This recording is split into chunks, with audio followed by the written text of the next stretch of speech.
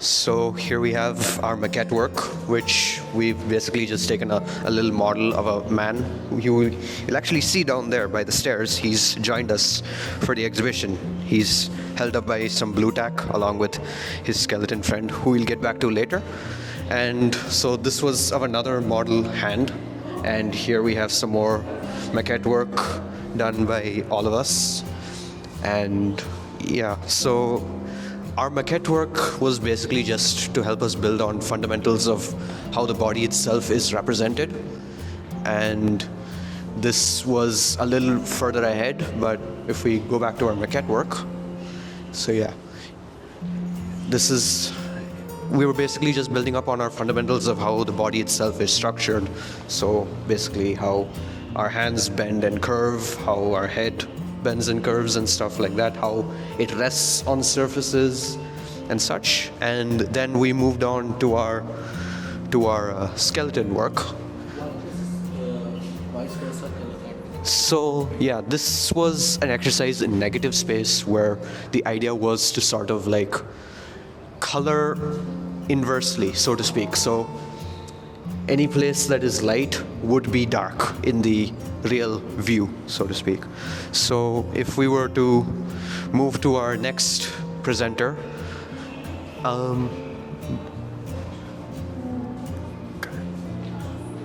if we move on to our next presenter, and let's get a little preview, we went into skeleton work as well. So our next presenter, Noor, will work us through the skeleton work. All right, so moving on to this part of the exhibition, this is what we started working on in week 3 and 4, and actually looking at the human anatomy. We looked at a few concepts from like Gray's Anatomy and how those came into, popular use. But this is basically how we started off with like the simple arrangements of like skulls and like sitting them in different positions. But then we started experimenting and kind of, try to create fiction out of like these simple pieces and joining them together and seeing how they could like possibly be used together. And then once we kind of worked with all of this, we started moving forward and actually creating like hands, fingers, like different parts of the body, having moved from that. So you can, I guess, just like have a look around and see how different like versions of this came about in the few weeks after. One of the questions as an artist kind of a thing was like, I would like to ask, why skeletons is in dark color? Why not in a white? Skeletons are white. Yeah, no, so I guess one is obviously because of the virtue of the medium itself, because we were trying to use like graphite and charcoal, but also there are a few works which basically try to hollow it out. If you look at that, like that one just outlines the external part and the center is white, right? So that's also something that we have looked into. So the idea was like what you see over here, it's like the skeletons. Right. They are white. Right. So why not the structure was created in a reverse mode kind of thing? Right, I understand. Like that's what I'm trying to show you. Like that specific piece, if you look at that. Yeah, I've seen that. Yeah. I'm talking about why other pictures were not carried in the same format, like more detailing. And if I can see, this is again on the dark mode, and that's again on the dark mode. Right, I guess just because the paper, Why it was not ideologically thought about? I'm just asking you as a curator, was kind of thing. I'm trying to understand. No, I guess that's completely valid. I feel like just because we were like starting, and most of the work that we have done in the entire exhibition is black and white, I guess just to figure out the gradients and all of those things, we've started to work on white paper, and that's why most of the works here are like works in progress, wherein we like try to attempt to like figure out different positions. And hence, while we would have liked to work with like other colors as well and make more colorful mediums, which would have then showed like white skeletons, as you say, for now we only have like these to present. So, in detailing kind of thing that you're working on this thing. The details later on was like. Yeah, like later on we started to focus on like entire like I guess pieces, like different like what do you call that? I'm sorry. Could you explain? Just to carry on this pictures and then going toward this pictures. What was the difference? Right. So over here, like basically, we try to create different formats of like, like those are like different like hands hold, like people holding hands, and we were just trying to capture that. Most of these started off as 1 minute sketches, which we finished later on. But when we moved on to like these particular pieces that you're showing, this is actually this is Hiten. They're a performance artist like who came in for 2 sessions, and these are 1 minute sketches that we did during that period. So this is also a 1 minute one. This one is, and this is one of the students in the course, Lute. Like she made this specific piece. I guess this was done in the latter half of the course, but it's like her self-portrait.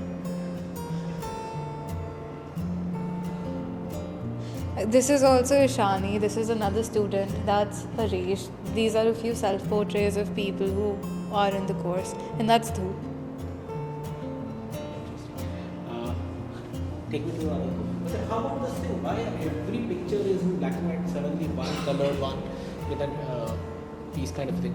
Right, so I don't think we were ever limited by like the kind of medium that we were supposed to use. Like Professor had never really like asked us to use anything specific, which is also why some of the pieces are done in charcoal, the others are in graphite, which is also why I guess like one of the students chose to use color pencils to do this particular piece, also to show the contrast. This is also the performance artist actually. This is Hiten's portrait, and this is I guess one of the pieces in the entire like setup was also a skull, so they tried to work with both of them.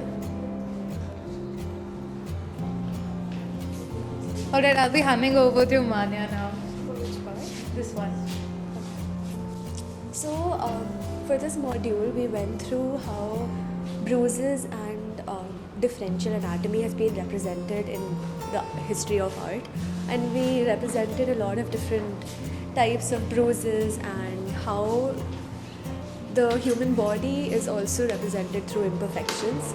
So when you see this side of the wall, we've gone into intricacies of the human figure and different parts of the body and how various different things can be represented on them as well, and not just the anatomy, and how the anatomy can also be perceived as much more than just the figures that we've been seeing till now.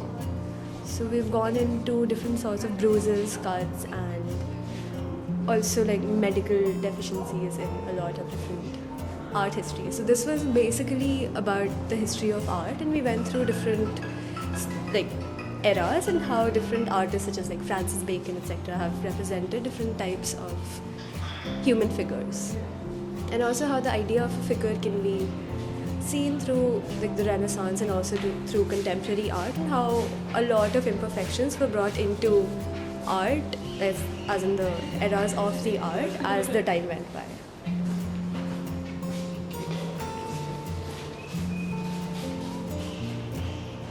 So this whole wall represents all of our individual final pieces and what we got out of the course in general. So all of us have a different piece here. The first one, made by Noor, is...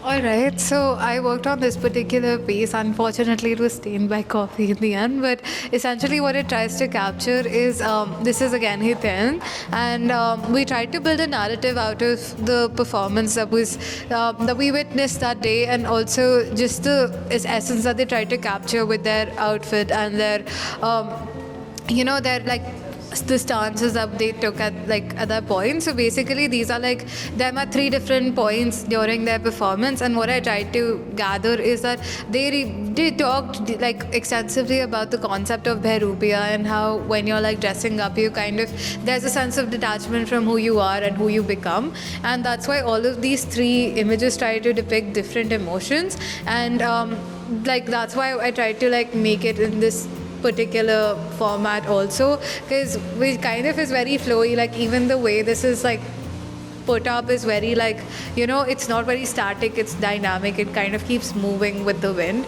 So that's it, that kind of wants to capture the fluidity of the entire piece. The next one is Manya.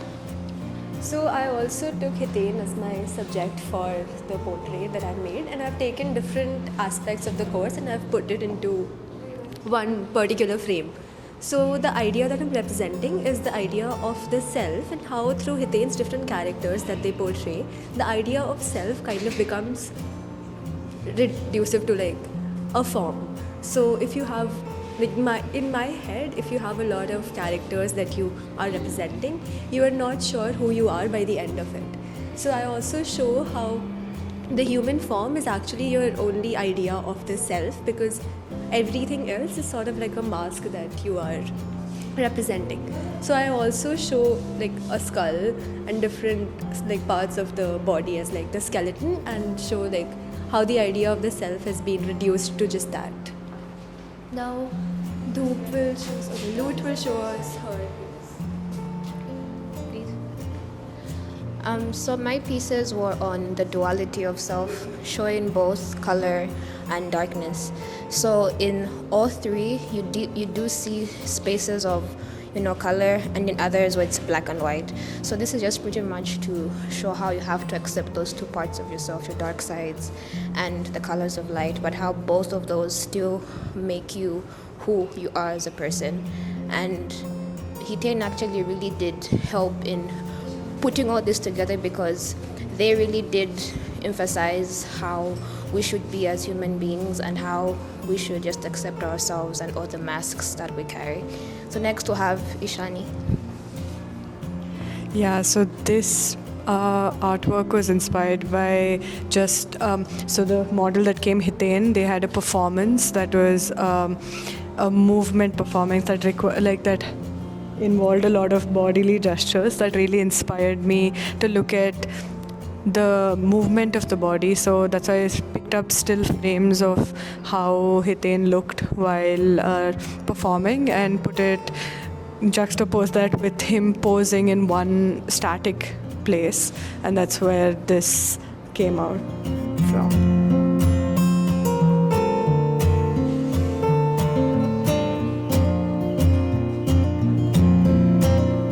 So my final work basically involved our journey through the diseased bodies, and so a little bit of backstory about me actually.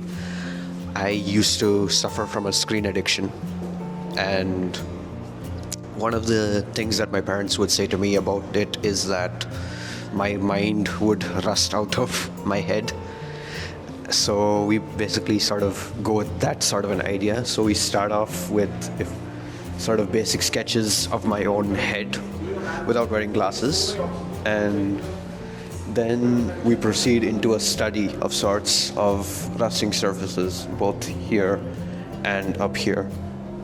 So, and then we proceed into the sort of progression of the disease, so to speak, where we have rust forming on the skin. And my idea with it is that it's a nervous disease, because they said mind. So around areas where nerves will congregate, so like the neck by the spine, and on the head, obviously next to the brain. And then finally, this sort of image was sort of an accident, because we weren't actually supposed to use brown paper. We were supposed to use brown paper as the background, but this one got gray. But I feel like it actually fits in with the whole narrative, because now we have a perfectly healthy person and then a study into the disease. The healthy person contracts the disease, and the final portrait is gray, which is the color of death. And thus the subject unfortunately passed away. And moving on to the final story, which is Dhoop's. So, this one's called What Mask Are You Wearing Today? Which is basically an interactive piece, a blank face without any emotions at the point. And we encouraged people to choose a mask that they feel like expresses their emotions on the day. And there were a lot of them, and so essentially people could experiment around and see, because we are constantly expressing a lot of things, wearing masks, and have a lot to express, but we put on a blank face and move on so that it doesn't attract attention. So this was an exploration for them to be able to choose a mask and express how they're feeling through this work. So yes, a lot of masks here. It's coming up now.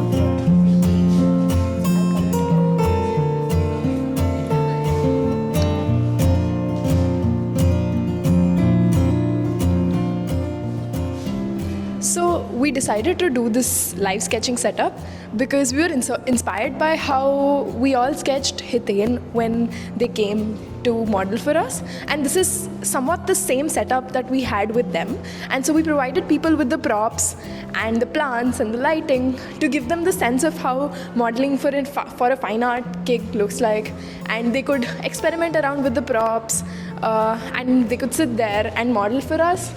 And we could also have a live sketching experience that they could take away their sketches, which was actually pretty great.